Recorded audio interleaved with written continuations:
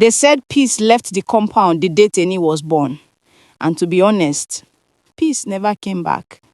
From that very minute, it was like thunder entered the family.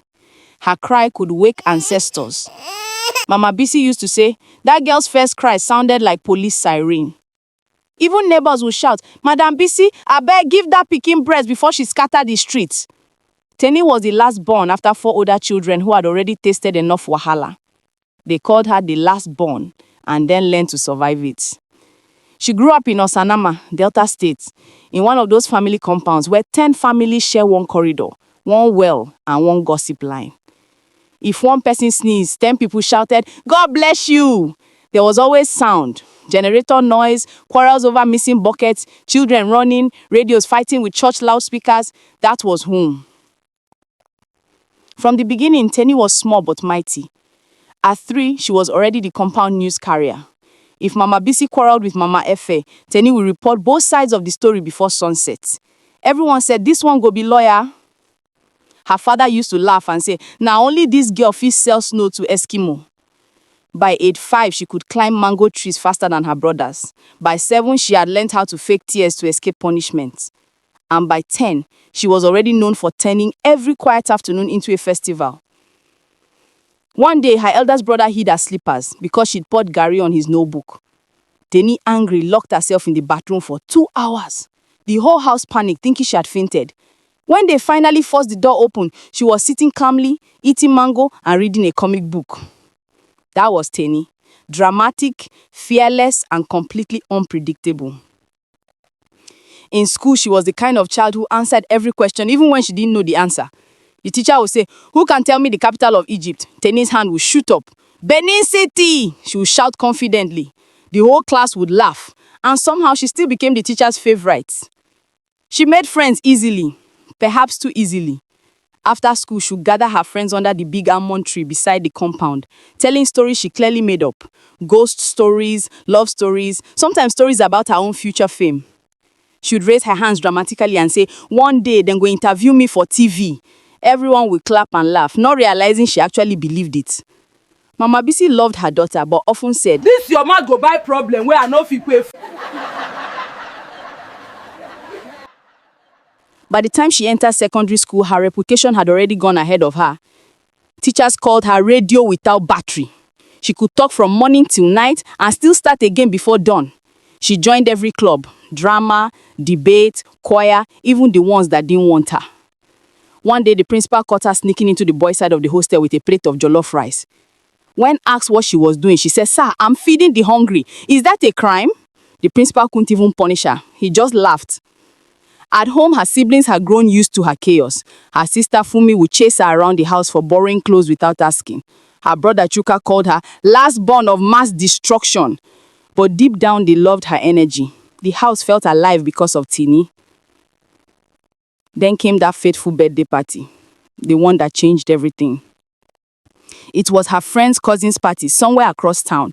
The music was loud enough to confuse angels, and the smell of jollof rice filled the air. People danced barefoot on the tiled floor, laughing and shouting. Tini, wearing her sister's borrowed dress and her mother's hidden earrings, arrived like she owned the place. She danced from table to table, scattering joy. That's when she saw him, Dapo. He stood near the gate, calm and quiet, holding a drink he had not touched. Tall, with that kind of smile that looked like a new secret. Their eyes met for only a second, but something shifted inside her. The noise around her faded. For the first time in her life, Tenny didn't know what to say. She spent the rest of the night pretending not to look at him, but fate, being the mischievous thing it is, arranged it. Her shoe strap broke while dancing, and before she could bend down, Dapo was there fixing it. You should slow down, he said softly. The floor is slippery. Tenny smiled. Her heart beat louder than the DJ speakers. Slippery floor, not they fear me, she replied, trying to sound confident. That was how it began. After that party, they started talking. First, small conversations, then long walks, then late night calls that ended with sleepy giggles. Dapo was everything she wasn't. Calm, gentle, patient. He listened when she ranted, laughed when she complained, and somehow made her feel safe. Her family noticed the change. She became quieter, even helpful. Mama Bisi joked, "Who be this boy wey fit calm hurricane?" But good things have a habit of testing your strength. After a year, Dapo got admission into a university in Lagos. The day he told her, she smiled and said, "Go, I no go miss you." But that night, she cried till her pillow soaked. At first, they tried to keep in touch. Calls every evening, letters, endless "I miss you" messages. Then slowly, distance began to whisper its usual lies. Dapo got busy. Teni got suspicious. Arguments replaced laughter. Eventually, silence won. She threw herself into schoolwork, pretending not to care, but her spark dimmed. Even the neighbors noticed. The girl who used to wake the street with laughter now sat quietly at her window. Years passed. Life moved like slow traffic. After graduation, her father fell ill. Hospital bills piled up. Mama Bisi's small trading business couldn't carry the weight alone. Tenny started selling clothes at a corner by the main road. A small umbrella, a wooden table, and a big voice that drew customers like bees. "Oga, come see fine shirt. Madam, this one go fit you." Her energy returned, but it was different now. Matured, grounded. People came to her not just to buy clothes, but to talk. She would listen, advise, joke, and somehow lighten their day. One afternoon, under the hot Osanoma sun, a black car slowed beside her store.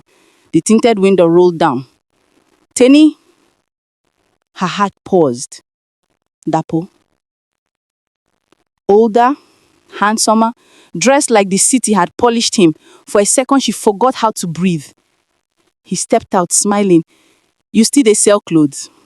I laughed. "Yes, so now hustle. Lagos not collect your smile, I see." They talked for hours about life, struggles, mistakes. He told her how tough Lagos had been, how he had failed, tried again, and learned humility. There was no bitterness, only peace. When he left, she didn't cry. She just sat quietly, watching the dust rise behind his car, whispering, "Maybe peace didn't leave the compound after all. Maybe I just needed to grow into it." That night, Mama Bisi looked at her daughter and said, "You see why I never fear your wahala? Now strong woman you be from the beginning." Teni smiled. Her heart calm. For the first time, she felt like the noise in her soul had turned into music. She stood outside, staring at the stars above Osanama, remembering every fight, every mistake, every laughter, every loss.